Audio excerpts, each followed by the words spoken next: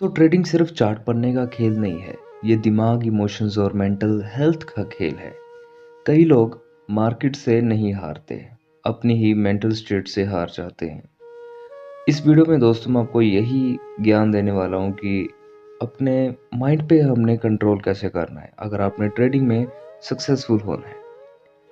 ज़्यादातर लोग chart, strategy, indicator सब सीख लेते हैं, लेकिन माइंड कंट्रोल नहीं सीखते।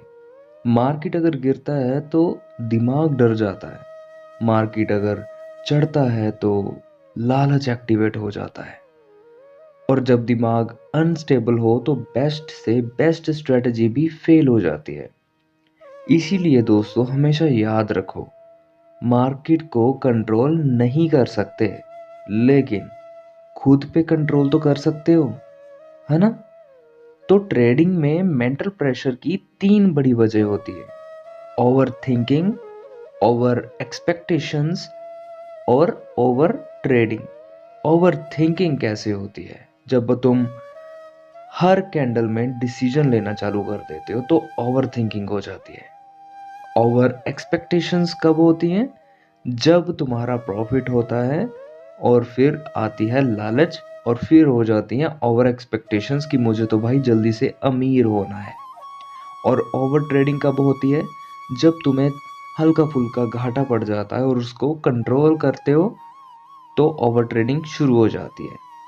तो इन तीनों की वजह से माइंड बर्नआउट हो जाता है, और जब माइंड बर्नआउट हो जाता है तो आपसे डबल ट्रिपल गलतियां होती हैं।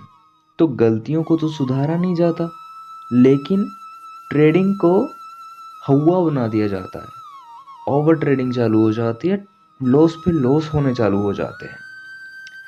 तो अब आते हैं सोल्यूशन पर। ये वो हैबिट्स हैं जो हर प्रो ट्रेडर फॉलो करता है। ध्यान से सुनना। सबसे पहले तो जो प्रो ट्रेडर होता है वो एक अपना फिक्स टाइम रखता है। हर समय मार्केट नहीं देखता वो।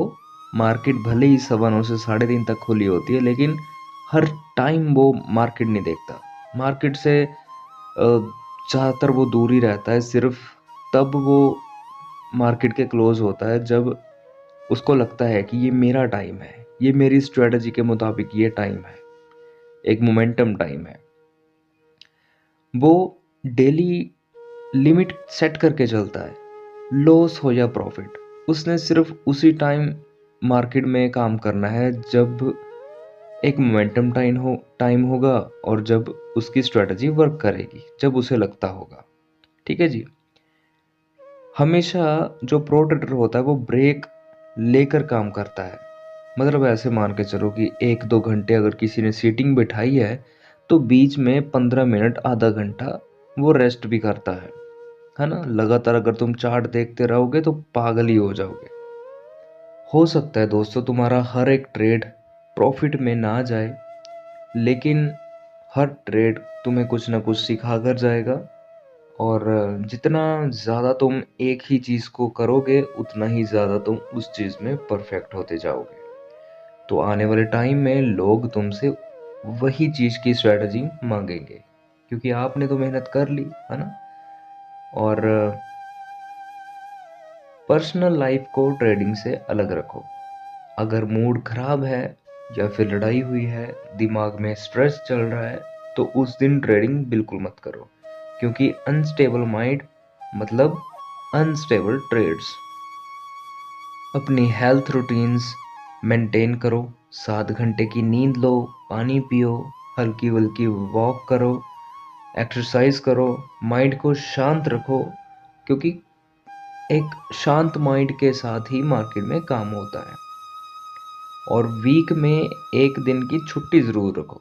अगर तुम प्रॉफिट बना रहे हो, आज जैसे तुमने प्रॉफिट बनाया, तो कल की छुट्टी रखो।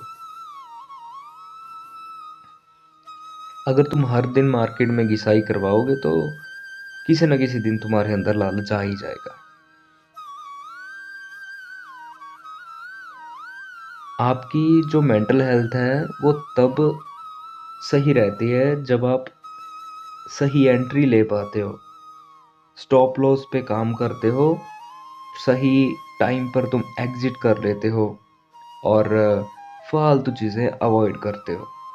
इससे तुम्हारी जो मेंटल हेल्थ है वो स्ट्रॉन्ग बनी रहती है। इंडिकेटर है वो तो सिर्फ और सिर्फ तुम्हारा दिमाग है।